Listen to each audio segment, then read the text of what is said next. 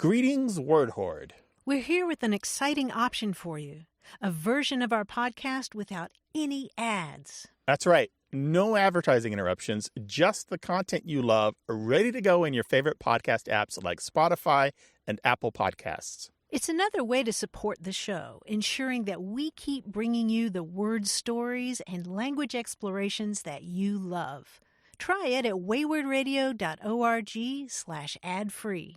And it's affordable. For just a small subscription fee, you can enjoy A Way with Words uninterrupted, except by us. Plus, it makes a great gift. Know somebody who loves language as much as you do? Give them the gift of words. Easy to sign up, easy to enjoy. It's the same A Way with Words, just streamlined for your listening pleasure. Go to waywardradio.org/ad-free. Support us, support the show, and enjoy an ad-free listening experience. waywardradio.org/ad-free. Thank you. Did you know that our program is independently funded and produced? That's right. Most of our support comes from folks just like you. Folks who value smart conversation and who are just looking for a little oasis of civility.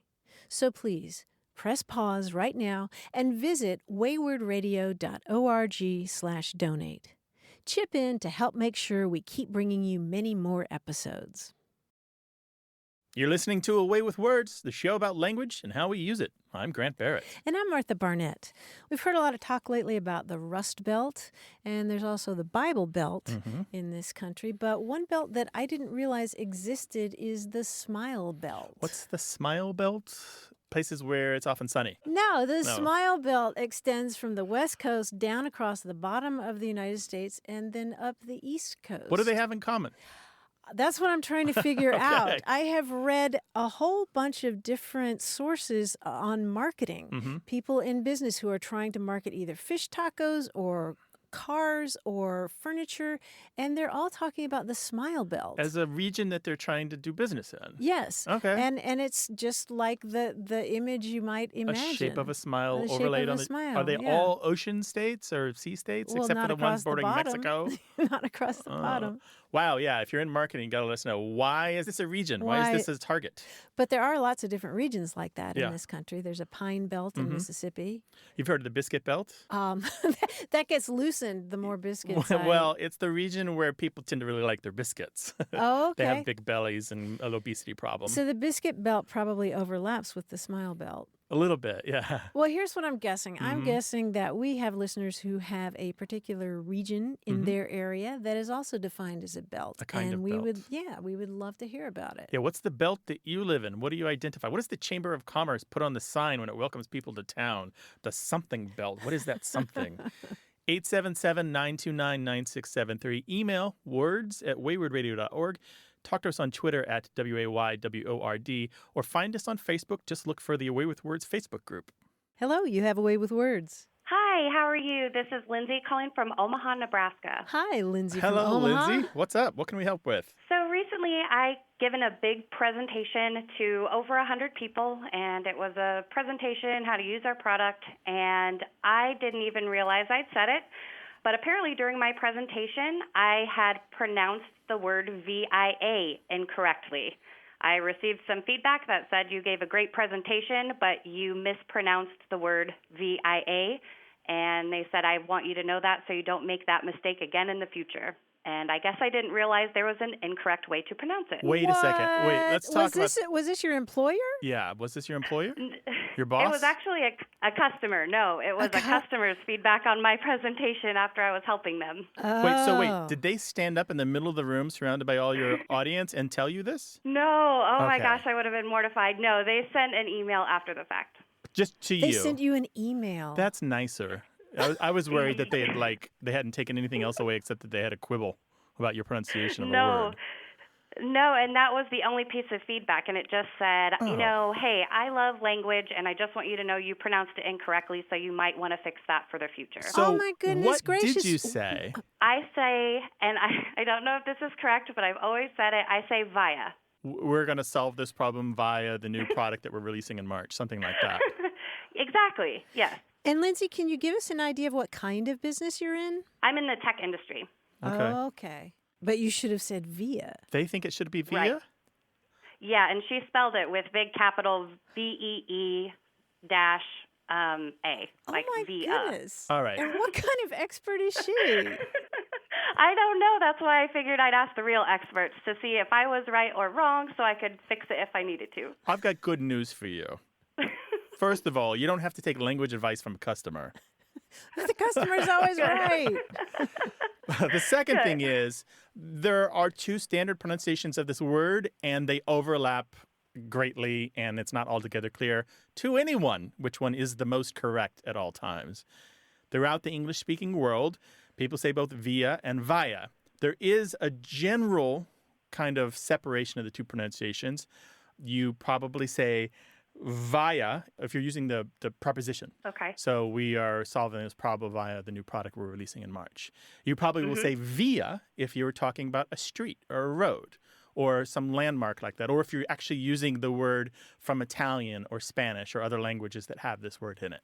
And that's generally, most of the time, people will do it that way. But it's not altogether clear because it's still a little bit tinged as a foreignism to most people, which circumstances mean you pronounce it which way.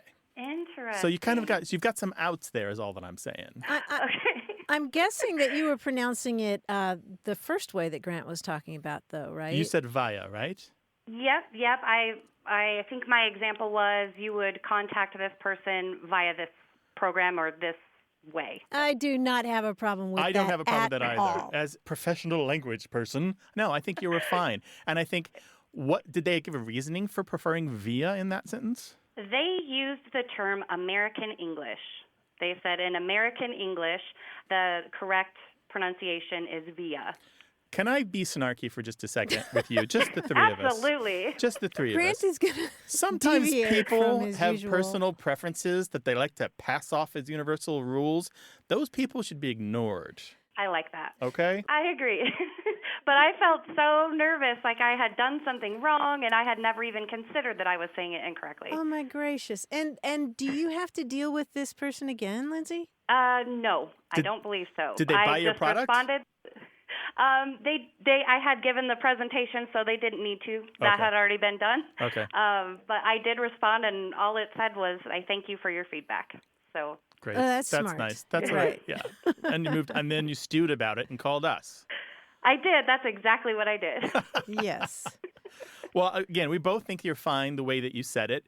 The outs that you have are that there's two standard pronunciations. There's a little bit of separation in the whether or not you're talking about the noun via or the preposition via. But for the most part, most people feel that it's a little foreign in their brain without really thinking about it and may try to foreignize it or hyper-foreignize it a little bit, and that might lead them to the via pronunciation, whereas the via one might be more generally used. But you're saying that Yeah.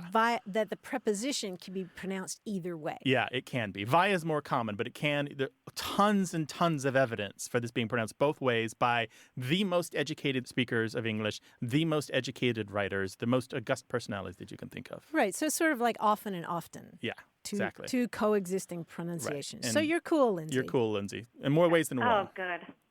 Good. I'm so glad I'm not wrong. And so that would be really hard to change at this point in my game to flip the script on how I pronounce it. So I'm so glad I don't have to do that. And if you get any more pushback on this, you send them to us. We'll straighten them out, all right? I will. Absolutely. Thank you so much. All right. Thanks, Take care. Lindsay. Bye. You've been thinking about something. It's been galling you. It's a language question where somebody criticized your speech or your writing. You think you're right. Give us a call. We'll try to prove it. 877-929-9673. Hello, you have a way with words? Yes. Hi, this is Phil Chandler. I'm from Huntsville, Alabama. Hi, Phil. Welcome to the show. Hey, Phil. How can we help? Well, I've heard this phrase all my life. I've heard it mainly from my parents, and family members. It's to hell in a handbasket.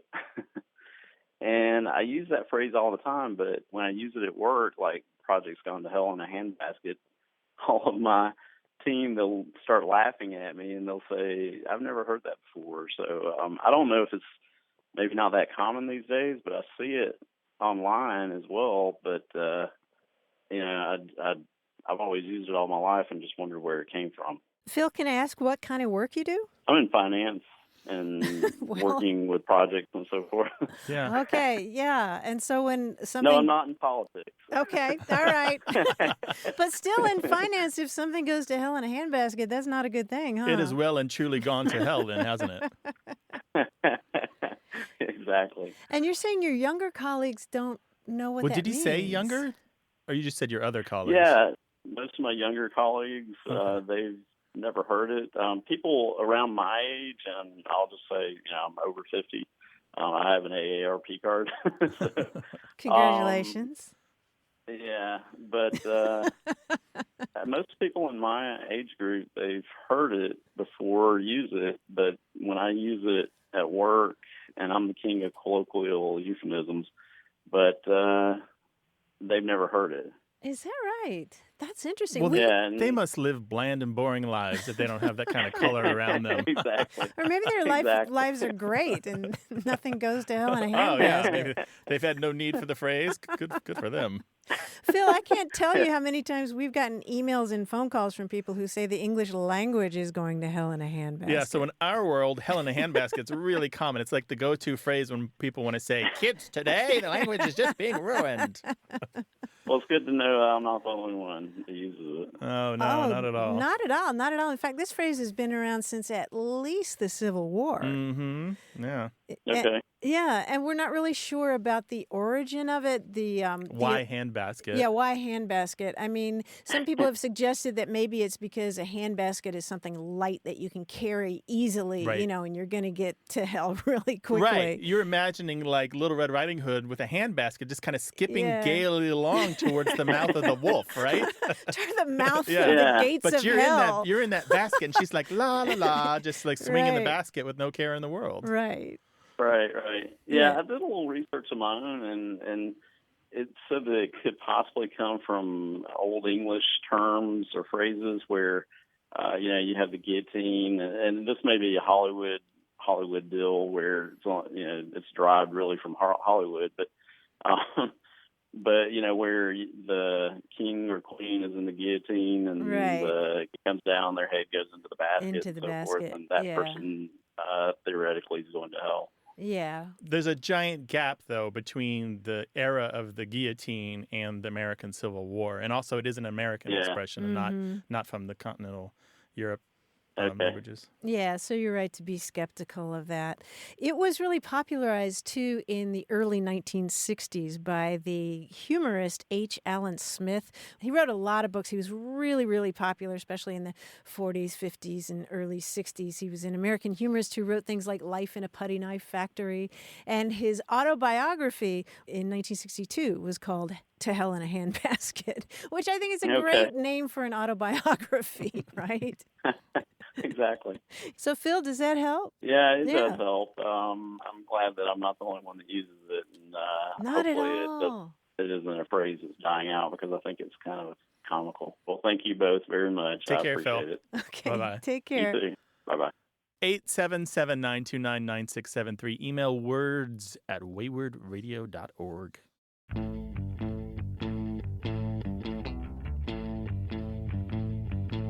Felicia Fadlon wrote us from Los Angeles to share a linguistic heirloom. Her mother, Janet Myers, was from a farm in Franklin County, Indiana, and the phrase is, "stop letting the penguins out." Do you know this? No, that's new to me. That's what you say to a kid who's standing in front of the open fridge for too long. And Felicia says, I now laugh when I catch myself saying it to my own kids, "stop letting the penguins out." Totally taking that. I know. I can just imagine if I were 4 years old and I had somebody say, "stop letting the penguins out," I would be pushing the door shut so quickly. Yeah. And it turns out she thought that it was her family's own expression, but not at all. Lots of people say it? Lots of people say it. In fact, I found online, "stop letting the penguins out" refrigerator magnets. That's cool. And what I love about it as a parent is that anytime you can inject humor in telling a child what to do, you're more likely to get the result you want. Right. And you want that door closed. 877-929-9673. You're listening to A Way with Words, the show about language and how we use it. I'm Martha Barnett. And I'm Grant Barrett, and here he is, John Chinesky, our quiz guy in New York. Hi, John. Hi, Grant. Hi, Martha. Now, you guys know when I talk about puzzles or quizzes or trivia with people, I avoid using the word hard because it seems to only have a bad connotation to most people. People always ask me, is your trivia hard? And I always say, it's challenging. Because that's what fits my philosophy of puzzles and games. Challenge yourself, try, play, don't be intimidated, go and do it, right? So, since I don't get a lot of use out of the word hard, I thought I'd use it in this quiz. What I did, I looked up a whole bunch of synonyms and near synonyms of the word hard. So this is my really hard quiz. Okay. All right. For example, the titular character of a popular Netflix series is described with this adjective, even in the title. In other words, she's the hard Kimmy Schmidt.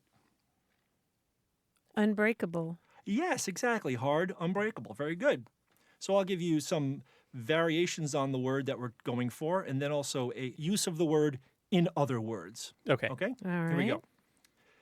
This word for a state of matter is used as an adjective that describes electronics that use semiconductor devices instead of electron tubes. In other words, it's a hard state radio. Solid state. Yes, solid state radio. Very good. This word can mean a company, and it's often used to describe cheese or a handshake. Though you might say hard cheese, you'd rarely say hard handshake. Firm. Yes, firm. Very good. Hard is firm. This word is an adjective that describes revolutionaries or others engaged in defiance. It can also mean not likely to be affected by. In other words, my watch is water hard to 50 meters. Proof. No, resistant. Water Yes, resistant. resistant. That's where we get the rebels. Revolutionaries and rebels are resistant, yes. This word means having the properties of a mixture of iron and carbon. In another sense, or in other words, you might be a fan of the 70s rock band Hard Dan. Steely. Dan. Yes, Steely Dan. This word means powerful or done with a great deal of force. In other words, you might be nostalgic for the cartoon hero Hard Mouse. Mighty. Mighty Mouse. Mighty is hard. This word means difficult to bear or unpleasant. In other words, try to stay out of the way of the hard reaper. Grim. Grim, yes. This word can be a noun meaning the back of the boat or an adjective meaning unsympathetic and severe. In other words, you might be a fan of Howard Hard. Stern. Howard Stern is right. Finally, this word can refer to a problem that's like a tangled rope. In other words, you might look to hard pine for lumber that's used in paneling and furniture. Naughty. Naughty is correct. Naughty You is guys- Spelled Fine. with a K. Yes, exactly. Yes. K-N-O-T-T-Y. You guys found that hard quiz to be pretty easy, I think. Yeah, sure. Yeah, easier than usual. You throw us some softballs. We're in trouble next week, though, I bet. Okay, we'll see. John, thank you so much. Thanks, buddy. Thanks, guys. Bye-bye. Take care. This is a show where we talk about language in all its glory. So call us 877-929-9673 or send us your stories about language to words@waywardradio.org. Hello, you have a way with words. Hi, this is Noelle calling from Jericho, Vermont. Hello, Noelle. Welcome to the show. So I am calling with a funny question about the expression, sorry, Charlie. We used to say it to my son a lot, and it started out as a funny thing and then turned into a nickname, and now we actually call him Charlie. And I was just wondering where that may have originated from. So now it's a nickname for your child? Yes. So Charlie was actually born with the name Mia, and as the years went on, Charlie expressed feelings about being a male and not a female. Okay. And so when we started to kind of make those changes, Mia wasn't a very fitting name for a male. And so we had been saying sorry, Charlie, to him so much that we just started calling him Charlie. How nice is that? Oh, wow. What kind of context would you say that in? Sorry, Charlie. Oh, just, in a simple, like, no, sorry, you can't do that, or sorry, you can't have that fifth cookie. Sorry, Charlie. Uh-huh. And Charlie was born in what year? 2008. So he's 8 years old. Oh, gosh, relatively recent. I'm sure that lots and lots of our listeners are thinking back to an old commercial for Star-Kissed tuna right now. Oh, okay. Did you ever see these commercials for Star-Kissed tuna that had Charlie the tuna in them? I didn't, but when I mentioned this whole thing to my mom, she brought that up. Yeah. And I just wanted to kind of wait and hear what you guys had to say. I'm 31, so I don't know if that commercial was before my time. Well, Not completely, but maybe mostly. Yeah, they started back in 1961, and they were these animated commercials featuring this tuna named Charlie, and he was sort of what you might describe as a hipster. He had these cool, clunky glasses. Beatnik maybe for the era. Yeah, a the beatnik. beret, I remember. Right. A beret on a fish. It was a Greek fisherman's Oh, hat. wow. It was a Greek fisherman's hat. He was stylish, And chunky glasses. He thought that he was really cool, and he thought that he had really good taste. But the thing was that Star-Kissed tuna was looking for tuna that tasted good. Yeah, that was the line, So- right? The announcer always said, "Sorry, So- Charlie." Yeah, and there were many, many, many versions. I think about 80 versions of these commercials that would run over the years. And every single time in the commercial, he would be full of hope, going toward a hook, hoping that he would be caught and used by the Star-Kissed Tuna Company, which is sort of weird. You know, that reminds me of Right. all those restaurants you see with happy cows outside that Right. serve steak or happy chickens. That was his fondest dream, and he just never got it. And a little sign would come down. You can see these On the hook, right? yeah, on the hook. Go to the Star-Kissed Tuna website because they have a whole history on Charlie because they're very proud of him. And he's because still their He mascot. sold lots and lots and lots of tuna that way. Yeah, he's still their mascot, although I think they've dropped that kind of commercial. Yeah, and his voice Okay. was very distinctive. It was like Charlie. Like a New York or Brooklyn. Yeah, it was Herschel Bernardi who was the star of the TV show Arnie for many years. People Okay. may remember that as well. Sorry, Charlie. Star-Kissed doesn't want tuna with good taste, but tuna that tastes Tastes good. good. That was the line. That's so great. Yeah. Well, thank you guys so much. I had fun with that. Yeah, That's sure. great. Thanks for a sharing lot. your family Okay. story, too. Bye-bye. Bye-bye. Thanks, guys. Bye. 877-929-9673.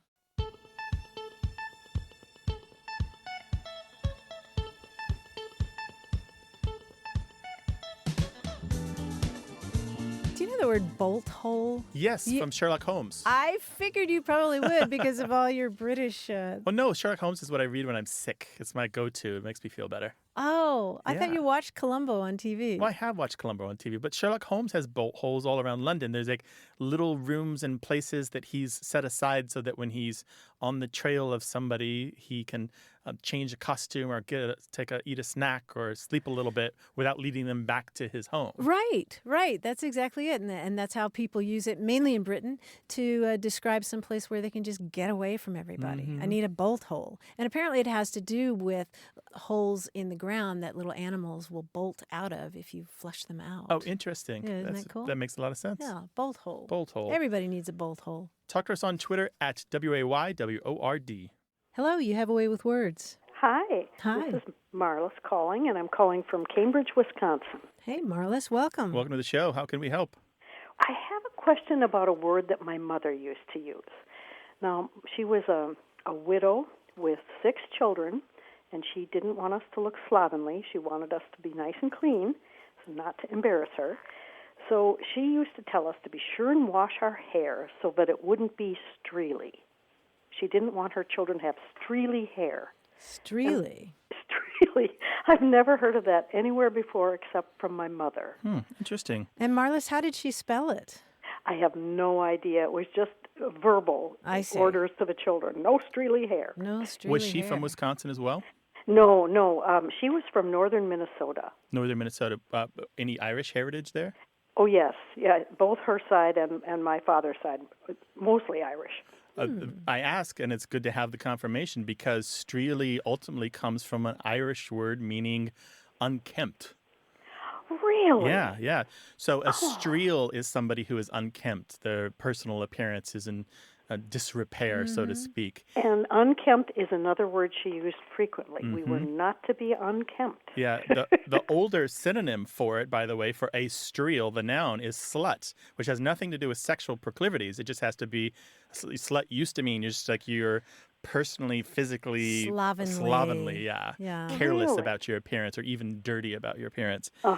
And so this streel came to the United States, and the adjective form isn't quite as common as the noun form, but it pops up here and there. But almost always there's an Anglo-Irish connection. The roots are usually pretty apparent there, that it was handed down through the generations from somebody who ultimately came from Ireland. Well, it could have been also, my father's parents were both born in Ireland. Oh, so interesting. it could have come into her, through him. Language from my father. So it's sometimes spelled S-T-R-E-E-L. It's also sometimes spelled S-T-H-R-E-E-L. And that more closely reflects what I believe the Irish pronunciation be, which is a little more like streel, something like that. So the voice TH in there. And before that, in the Gaelic, it comes from words that have to do with flapping or flailing or dragging. And this refers to banners, for example, that might not be well attached. Or imagine a ribbon that has come undone. Or the hem of a skirt that is trailing in the dirt. Or laces that aren't completely fastened. Well, I know, but we weren't to have oily, stringy hair. And that's what she meant. And I could see that. So you have the stringy hair that's not neat and cared for and maybe tied up or put in a bun or something. Oh, that's so interesting. I had no idea. I thought she made that up. No. So often these family words tend to have larger cultural implications. We can kind of find the plug in the history that you connect to. It's like the puzzle piece under the couch. We fetched that for you and we plugged you into the larger language puzzle. Thank you. I wondered about that. Now you know, Melissa. Now you know. Now I do. Thank you so much. Our pleasure. Thank you for calling. Really appreciate it. Bye. Bye-bye. So a streel is a person, usually a woman of low character, and then streely is someone of low character or just, disreputable behavior or slovenly appearance. Do you remember years ago on the show we had a woman who she lived in Newfoundland and she had a T-shirt company that had a name like Two Streels or something. They were reclaiming the term. Oh, that's interesting. I don't remember that, but I do know that this term has been recorded on Prince Edward Island, which isn't far. There you go. Yeah, they were selling T-shirts with words from Newfoundland English, like twacking. Do you know twacking? No, I don't know twacking. It means shopping. Shopping, nice. Yeah, I used to have a twacking T-shirt. Twacking. Call us with your linguistic heirlooms, 877-929-9673, or send them to us in email. That address is words@waywardradio.org, or share them on our Facebook group.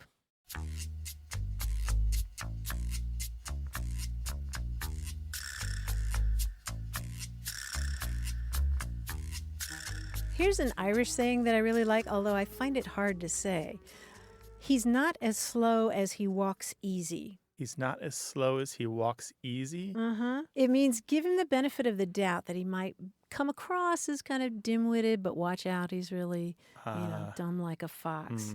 So, for example, Columbo might say, I'm not as slow as I walk easy. I'm not as slow as I walk easy. By the way, you can talk with us and other listeners on our Facebook group. Just look for A Way with Words. Hello, you have A Way with Words. Hello. Hi, who's this? This is George Weller, Stansted, Quebec. Hi, George. Canada. Welcome to the show. Hi, George. Hi. Well, I was wondering about fly off the handle. Sometimes when people get upset, maybe my wife or somebody, and I say, don't go and fly off the handle. Now, I'm a private pilot, and I know in Halloween there's witches with brooms and whatnot, and I was wondering if maybe fly off the handle came from a witch flying off the handle of her broom. Boy, I never thought about that image of flying off the handle, meaning riding a broomstick through the sky and then flying off the handle somehow, just getting a little crazy or getting a little overly excited about Halloween. Yeah, maybe having a little too much to drink or something. So that's what flying off the handle means to you, just a general excitement? I used flying off the handle as somebody gets all uptight about something or other and they just sort of lose control a little bit. Oh, interesting. The origin of it is pretty darn literal, but it refers to a tool like an axe or a pick or something like that. You know, you're using it really vigorously, but the head on it is loose and it just goes flying off the handle. That's actually happened to me. The metal head of the axe has come off of the handle. Didn't injure anybody. No. But it went flying through the air? Yeah. And that's exactly it. That's exactly the idea behind don't fly off the handle. Okay. It's a bad thing. Mm-hmm. And dangerous. Yeah. It's got a couple hundred years to it, more or less, right? Yeah, That around expression? since early 19th century, I think. Yeah. Well, that's when a lot of wood was being cut, I guess. Indeed. George, thank you so much for your call. Really appreciate it. Well, thank you. Take care. Okay, bye. Bye-bye. Maybe you've moved someplace new and they talk kind of funny, or now you feel like you talk funny. Give us a call. We'll talk all about it, 877-929-9673. Hello, you have a way with words. Hi, I'm Gabriel from Arlington, Texas. Hi, Gabriel. Welcome to the show. Hello, Gabriel. What's up? So I was at Olive Garden one day, and I ordered some pizza, and I thought I only see pizza on menus of American and Italian places. So I thought maybe another country made pizza, but Italy made it better.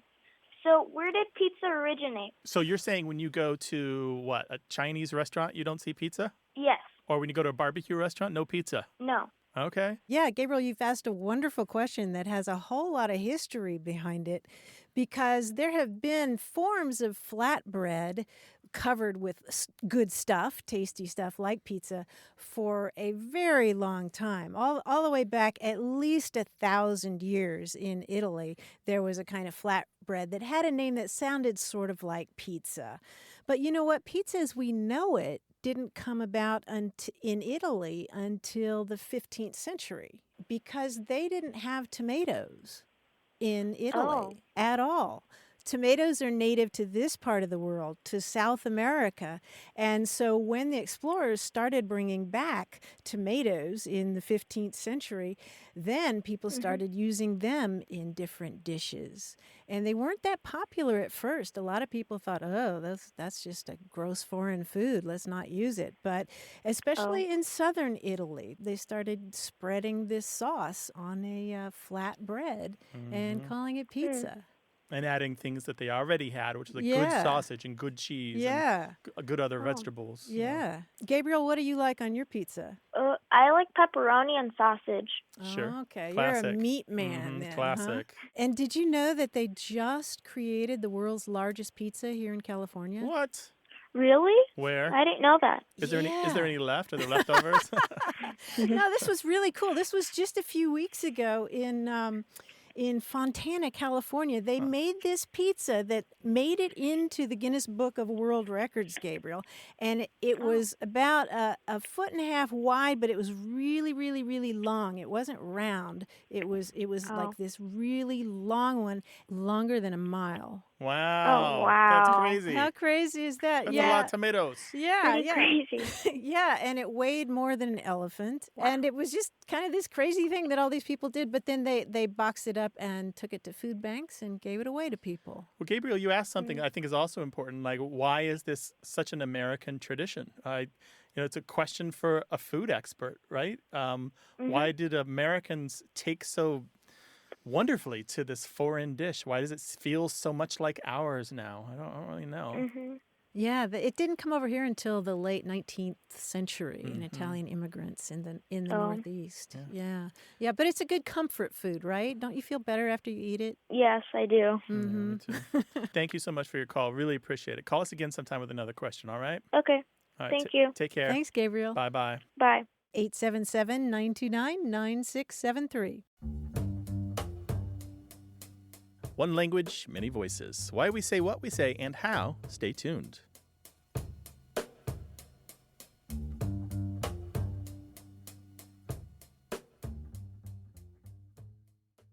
If you've been anonymously enjoying this podcast, but you've never donated to keep the show going, how about doing it now? As they say in the spy business, come in out of the cold. Go to waywardradio.org/donate. Your donation pays for studio time, an engineer, online hosting, show distribution, and a lot more. It adds up. waywardradio.org/donate. Thanks. We're really grateful. You're listening to A Way with Words, the show about language and how we use it. I'm Grant Barrett. And I'm Martha Barnett. Anytime you're talking about a total solar eclipse, there's all this great language that gets repeated. And one of my favorite words associated with an eclipse is the word corona. Corona, and not the beer, but related to the word for the beer. Well, yes. Crown, right? It comes from the Latin word corona, which means crown, and the corona is the sun's upper atmosphere, which you see only when the moon completely blocks out the rest of the sun. In a full eclipse. Yeah. And you can learn new things about the sun that you can't really tell otherwise because it's not as bright. Exactly. Interesting. But what's cool about the word corona, it actually gives us the word crown, which comes from the Latin. It's also related to the word coronation then. Okay, that makes sense. You put the crown on the king or queen's head, yeah. Yeah, and you mentioned Corona beer. Yeah. If you look at a bottle of Corona beer, it's got a crown on it. And the other corona in our language is coronary arteries, because the coronary arteries sort of wreath around the heart. And the early crowns, of course, were like wreaths, so it's like a wreath of arteries around the heart. And in fact, the word coroner is also related to the word heart corona. No. The word coroner also goes back to the word corona, because originally a coroner was an officer of the crown, and the coroner had all these different duties, but over time those duties narrowed to just dealing with dead bodies. Interesting. And in my mind now, I'm singing the Simon and Garfunkel song, Rosie, the Queen of Corona. Right? Queen of Corona. Yep. All the way back to Latin. Interesting. That's outstanding. Yeah. I thought you were going to go and talk about penumbras and stuff and throw a lot of shade. Well, penumbra means literally, from Latin words, it means almost shadow, because it's not complete, right? Umbra shows up in the word umbrella. Right. And the pen is like in the word peninsula, which is an almost island, like Florida is an almost island. Nice. Yeah. I heard what you were doing there, making a joke about throwing shade. And literally, when you're talking about taking umbrage at something, it's like you're offended by the shade that somebody is throwing. That's outstanding. Same there might thing, be something to this Latin thing. We should look into that. Has anybody looked into that? Study Latin. It's weird how often that comes up when we talk about word origins. I know. And Greek, too. Like the word eclipse, for example, comes from Greek words that literally mean an abandonment. Ooh. A falling away. I mean, can you imagine how traumatic that would have been? If you didn't know it was coming, right? Yeah, you didn't know it was going to be over. Right. Abandonment. That's crazy. Well, as you can hear, we talk about word histories all the time on the show. Language is complicated and interesting and thoroughly connected to the history of the human race. Find out more. Call us 877-929-9673. Hello, you have a way with words. Hi, my name is Mary. I'm calling you from Bellevue, Nebraska. Oh, welcome to the show. What can we do for you? I help out with the Chinese students at my university, and one of them asked a question about the slang tuckered out, and for the life of me, I couldn't think of an answer to give them, and I felt so bad. I thought maybe that tuckered out was like a bastardization of tired out, but that seemed a little bit off to me. So what can you do for me? Yeah, and this is a term that has sort of an obscure history. A lot of people have associated it with the notion of the term tucked, which can refer to an animal like a dog or a horse that is extremely malnourished and therefore slow in general, and they get this sort of look around their ribs where it looks as if the skin is sort of tucked there because they're just so very thin. Their body kind of narrows at that point. And so I know a lot of people have associated it, with that tucked look in animals. Yeah, I never would have thought of that. Yeah, that's actually mildly horrifying. Yeah, it is. Certainly Yes, is. indeed. And you'll often find in the historical record that tucker alone just exists as a verb without the out. So you can tucker someone or something can be tuckered without out in there at all, going back to the early-ish to mid-1800s. And then there's an older, much, much older verb, now I'd say obsolete or at least archaic in English, the verb tuck alone, T-U-C-K, often meant to criticize or condemn or even beat someone, to punish, to chastise. And in the way that I could see someone kind of adopting that body protection stance that very much looks like your limbs are tucked in. My personal opinion is that there is some interplay between the verb tucker and the now archaic verb tuck, that kind of leads us to the modern understanding of being tuckered out. Well, English has a really violent history. Oh, yeah. Welcome to humanity. It does, and particularly in relation to how we have treated animals over the centuries. There's a whole talk I can give about that. Because the story I was reading with them that had that slang term in it was not horrifying at all. And so now I'm not really sure how to bring that up with them, but I'll figure it out. Well, we can give you a little linguistics lesson that you can take to them. You can talk to them about the concept of amelioration. And so language often goes through this process of words that are really negative or really severe becoming a little more positive or a little more neutral at least.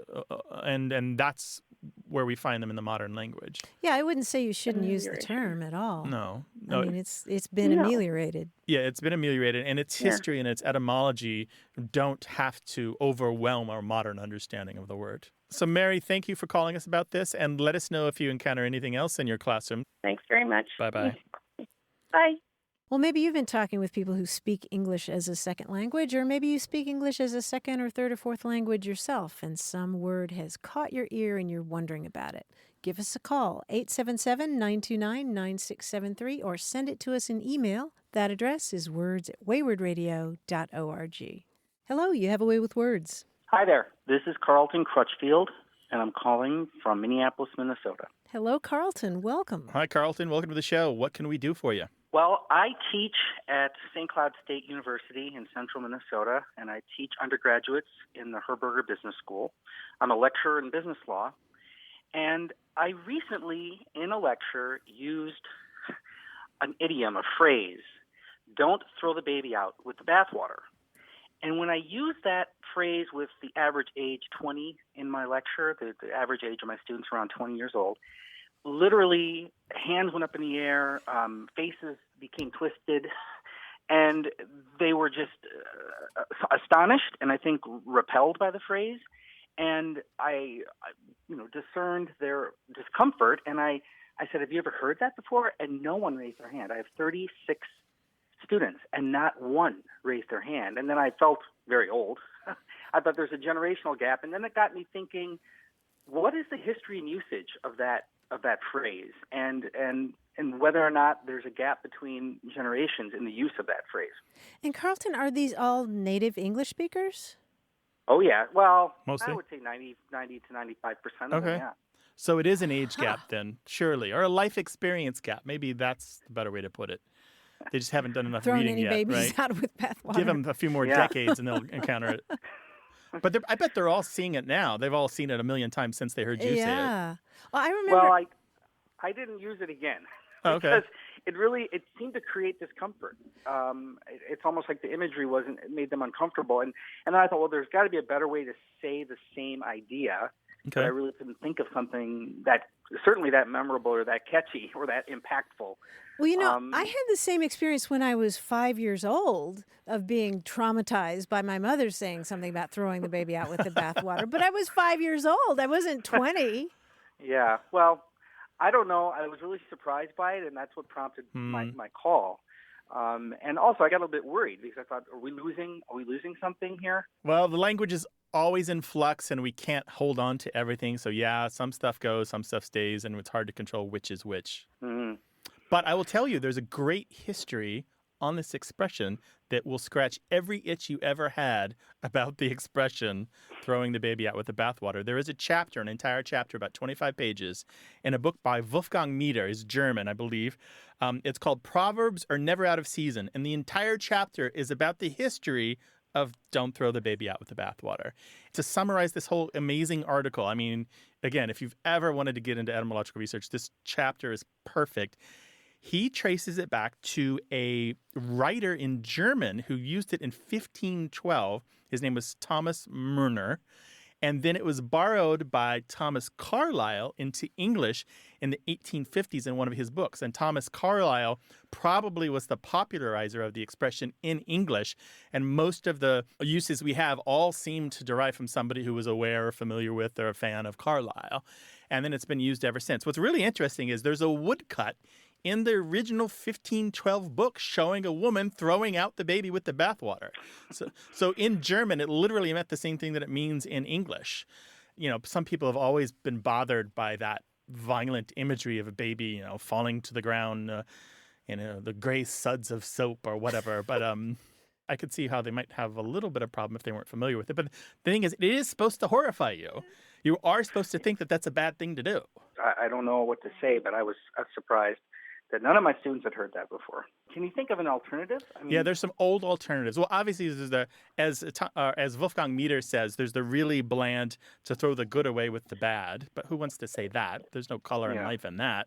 He also lists to throw the helve after the hatchet, which basically means to throw the handle and the blade away at the same time, right? And to throw the wheat with the chaff. So instead of the stuff that you don't want, you're also throwing out the stuff that you do want, the wheat seeds, the wheat germ. So those are the ones that he suggests.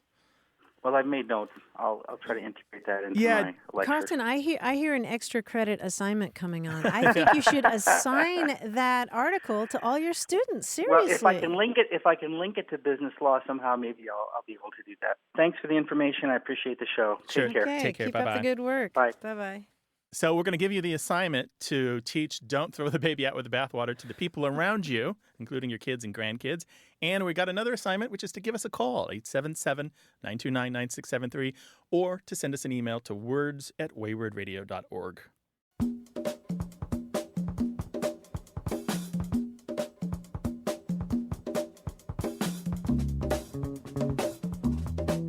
We were talking earlier about eclipses, and a really good resource for eclipse information is the website eclipse2017.org. And there, Dan McGlon is an eclipse enthusiast, and he's got all this great language involving eclipses. But I just wanted to read you his description of a corona because it's so cool. He writes, "All the sun's light is blocked, and you're looking at the most beautiful thing you're likely to ever see, the solar corona shimmering around the moon's disk brilliantly, and which is only about as bright as the full moon. It will look to you as though someone has painted the sky a deep blue black, has cut an impossibly black hole in it with a pair of scissors, and then smeared radiant, glowing, shimmering cotton candy around that hole. No picture in the world can do justice to the sight you have before you, and you will want to etch it into your memory forever." That's beautiful. That's an enthusiast, an right? Eclipse. He's so in love with the eclipse. Yes. Give us a call, 877-929-9673. Hi, you have a way with words. Hi, this is Haley Stout, and I'm calling from Flower Mound, Texas. Welcome to the show. How can we help? Well, I had a phrase that I've been curious about for some years, and I understand what it means, like the context that my son's teacher used it in, but I was just wondering about the origin of it or where this phrase comes from. And she was my son's middle school teacher. She was an older lady. And when the kids would ask a question or she would ask a question and they would say, but I don't, or but I can't do, she would always say to them this phrase. She would say, "If all our butts were candied nuts, we'd all be fat for Christmas." And it's just kind of a funny phrase. And I was just thinking about it the other day. And then was listening to your program, and I thought, well, I'm going to call in and see if they know anything about this. So the story is that a kid or somebody will say, "Oh, but I can't do it." And then the adult says, "If all our butts were candied nuts, we'd all be fat for Christmas." Yes, So it's just a way of saying, like, enough with your butts, just get on with it. Yes, it was my son's middle school teacher. And was that there in Texas? Yes, in Flower Mound. In Flower Mound, okay. Do you know if they happen to be a Cowboys fan? I do not know if she was. You know why I ask is because this phrase, as far as I know, in this particular form, was coined by Dandy Don Meredith, who played for the Cowboys for years and then went on to be a commentator for Monday Night Football. No kidding. Yeah, so the first uses that we can find of this phrase in print in a variety of different formats are from 1970. They're always attributed to Dandy Don for like year after year. He apparently was a pet phrase of his for quite a while. And his version was, if and buts were candy and nuts, what a Merry Christmas we would have. Okay. But he said it a few So other maybe ways, yeah. But what's really interesting about this, he's plugging in to a larger tradition in English that goes back 800 or 900 years to using ifs, buts, and ands as plural nouns kind of in a series or it's all together to kind of to collectively refer to doubts about a situation. Say, in a political situations, if the ifs and ors get their way, then we're going to lose this election. Or if the ands and the buts were anything serious, then the ball game would have gone another direction. So it's really, really interesting that he's touched on to a larger tradition of using these conjunctions as nouns, which they're not really nouns. Again and again, when he was describing a football game, somebody like, if that pass had just made it 3 more yards, and he'd be like, yeah, well, if ifs were candy, then we'd have a great Christmas. Right. And I think this is just kind of her way of kind of keeping the kids going or keeping control or, keeping them engaged or whatever. Yeah. She just, didn't want to really hear the excuses. Well, do you know there's a more common kind of way, probably a lot of people are thinking about... if wishes were horses? If wishes were horses. Do you know that one, Haley? I don't know that one. Well, if no. somebody says, I wish I didn't have to do this, and somebody else says, if wishes were horses, then beggars would ride. And that's a very common one in English. Oh, okay. Yeah. I've heard variations of kind of the wishes one, but not the one with horses. But they're always about we've got this doubt or we've got this feeling that whatever's happened could have gone a different way if only conditions have been different. And obviously we'd have no time machine to do that. Well, that's very interesting. Yeah, sure. Yeah, thanks so much for calling. Our pleasure. All right. Well, thanks a lot. Take we care love now. listening to you guys. Bye-bye. Take care. Bye-bye. Well, we know there's something that's said in your house. You've had the question in your mind for quite a while. Now's the time to call us, and we're going to help you solve it. 877-929-9673. Email words@waywardradio.org or talk to us on Twitter at WAYWORD.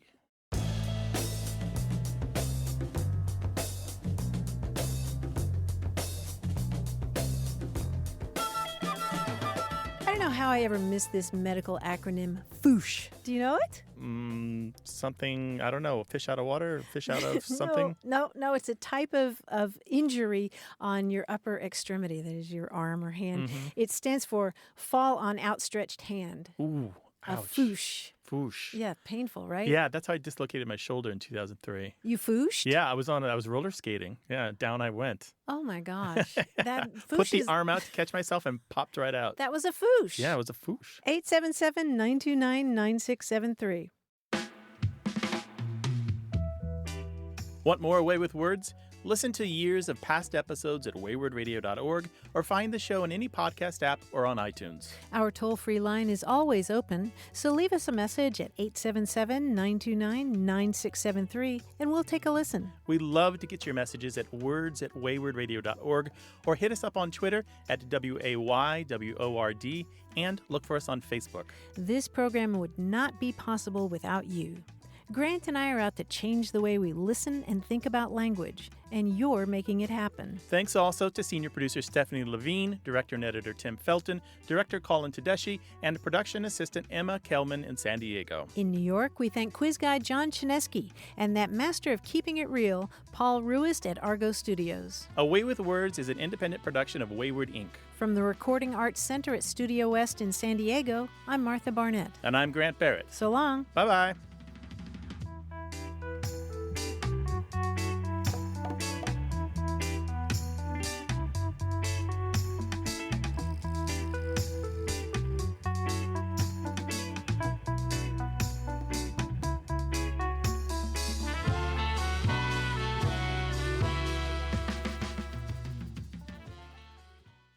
Hey, listeners, we have a favor to ask. We'd love for you to fill out our listener survey at gum.fm/words. Your feedback is crucial. It's quick, and it helps us make our show even better. It shapes our show, helps us plan, and ensures we're bringing you the content you love. That's gum.fm/WORDS. Thanks for being a part of what we do. Thank you.